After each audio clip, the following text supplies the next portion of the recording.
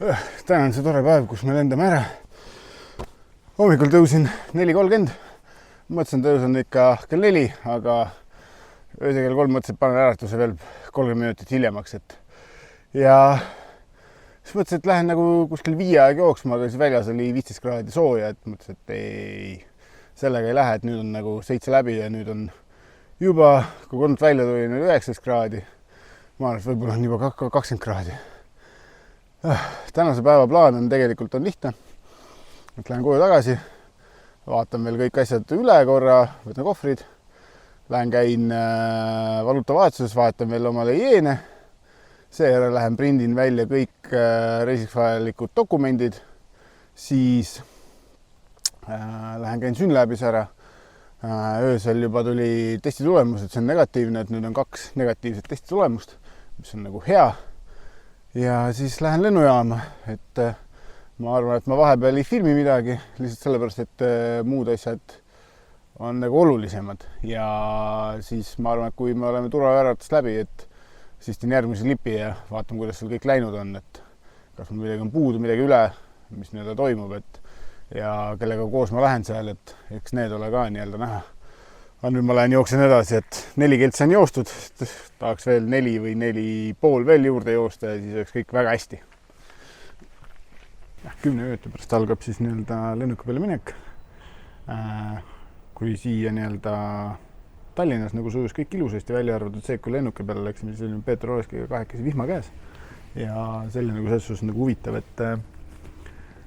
saime märjaks ja siis see mask oli ka märg ja maskiga oli see asi, et kui ma lennuks läksin, siis esimesed 5 minutit oli natuke raske hingata sellepärast, et oli niisugune nagu niiske või selline, et ei tulnud õhk läbi, aga õnneks oli lennukis ventilatsioon, see puhus ilusti mul maski peale, puhkus selle kohe kuivaks ära, et siis ma sain jälle hingata. Ja selles suhtes sujus nagu see lendab väga hästi ja siis kui ma lennu pealt maha tulin, siis ma vaatasin telefonis, et mul oli sõnum tulnud, et see Jaapanis olev äpp nii-öelda, mis mul peab olema, selle sai nii-öelda acceptitud või nii-öelda approved tuli ja ma pidin sinna sisestama kõik oma nii-öelda andmed, kõik, kus ma ööbin, kõik nii-öelda kogu see nii-öelda millise lennukiga ja kus ma lendan, mis lennuväli, kõik sellised andmed tuli sisse panna ja probleeme tekitas see, et küsiti lennufirma nime, siis mina naiivse inimene mõtlesin, kui mul lendan nagu Japan Airlinesiga, siis ma panen sisse Japan Airlines ja ongi nii, aga tegelikult oli lihtsalt lühend JAP ja kõik, et nagu toksid ja mõtled, et mis ma valesti teen nagu. Ja sai see tehtud, et niisugune nagu tund aega enne lennuki nii-öelda väljumist, et nippi-nappi läks nagu, aga muidugi oli see, et kõik kontrolliti ikkagi siin ka ära, et vaadati 72 tunni COVID-i testi üle, mis ma viimasena tegin, siis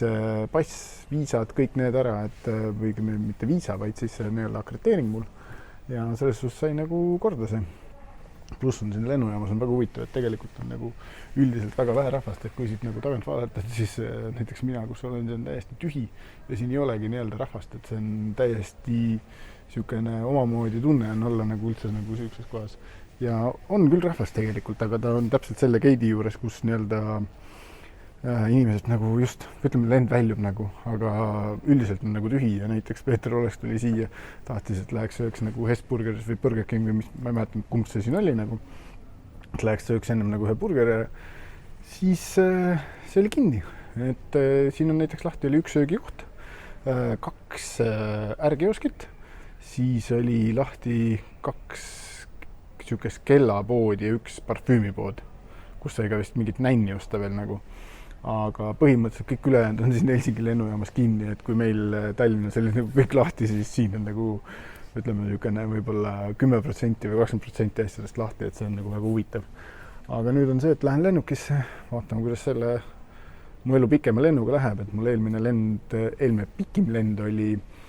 6,5 tundi siit samast Helsingist Chicagosse, aga nüüd on siis 9,5 tundi, et see on nagu päris 3 tunniga panen juurde, et saab näha, kuidas see toimib. Aga juba kutsutakse, et eks ma lähen nüüd lennuki peale.